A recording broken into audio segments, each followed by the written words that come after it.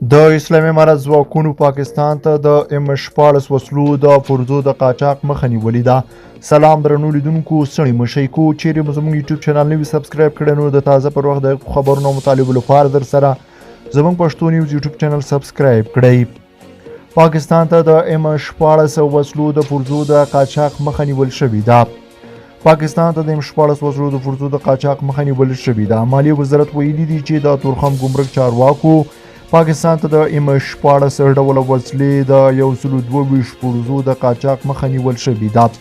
د دغه وزارت د معلوماتو له مخې دغه پرزې په ډیر مهارت سره په یوه بارداره موټر کې ځای پر ځای شوي وي چې پر تړاو یې د موټر چلوونکی نیول شوی دی. بل پلو د هلمند اوسیدونکي پر بهرنیو اسعارو د راکړې ورکړې له امله شکایت لري. د هلمند اوسیدونکي او صنعتکاران پر بهرنیو اسعارو راکړې ورکړې له زیاتېدو شکایت کوي.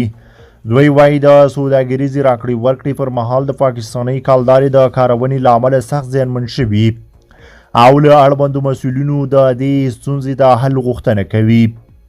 د هلمند سیمه ییز مسؤلین بیا په دغه ولایت کې د افغانۍ د ترویج لپاره د خپلو هلو ځلو له دوام خبر ورکوي.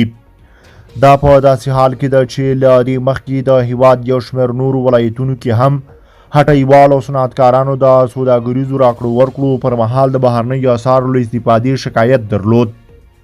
تاسو څه نظر لرئ؟